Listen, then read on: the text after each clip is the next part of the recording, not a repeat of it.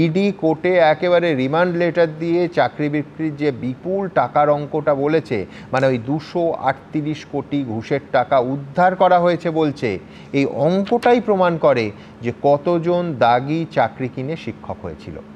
তোমাদের কি মনে হয় এই দাগিদের যে তালিকাটা, এটা প্রকাশের তোমরা শুরুর দিন থেকে দাবি তুলছিলে, এই তালিকাটা কি সম্পূর্ণ? দেখুন, প্রথমত যে তালিকা দেওয়া হয়েছে এই তালিকা নতুন কিছু নয়, এর মধ্যে নতুনত্ব কিছু নেই।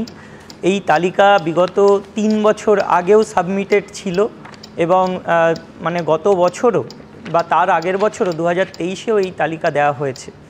কারণ এই তালিকাটা সম্পূর্ণ সিবিআই তদন্তের ওপর ভিত্তি করে দেওয়া তালিকা, যেখানে আমরা দেখতে পাচ্ছি 1806 জনের নাম দেওয়া হয়েছে।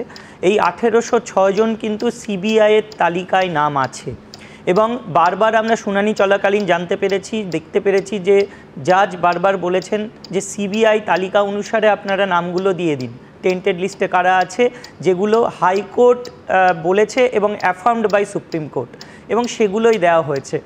আমরা এইটুকু বলতে পারি যে সিবিআইয়ের তালিকায় আজকে যে শুনানি হয়েছে সেখানেও বলা হয়েছে যে সিবিআইয়ের দেওয়া তালিকায় আরও অনেক সংখ্যা যেটা আছে, অনেকে বলছে একদম সঠিক, কিন্তু সেগুলো অ্যাপয়েন্টেড নন, তারা কিন্তু অ্যাপয়েন্টমেন্ট পাননি।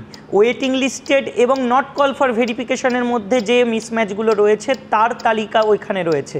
তাহলে যদি তারাও পরীক্ষায় বসতে না পারে আজকের জাজমেন্ট অনুসারে, তাহলে সেটা নিশ্চয়ই প্রকাশ পাবে যে তাদের মধ্যেও কারা কারা রয়েছে। কিন্তু অ্যাপয়েন্টেডের মধ্যে 1806 জনই আছে অ্যাকর্ডিং টু সিবিআই লিস্ট।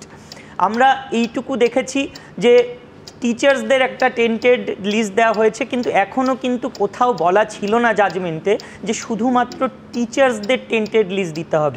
ওখানে ছিল গ্রুপ ডি, একদম ওখানে ছিল যে টেন্টেড লিস্ট দিতে হবে, তার মানে কিন্তু নন টিচিং স্টাফরাও তার মধ্যে অন্তর্ভুক্ত, তাদেরও টেন্টেড লিস্ট ইমিডিয়েটলি পাবলিশ করা উচিত।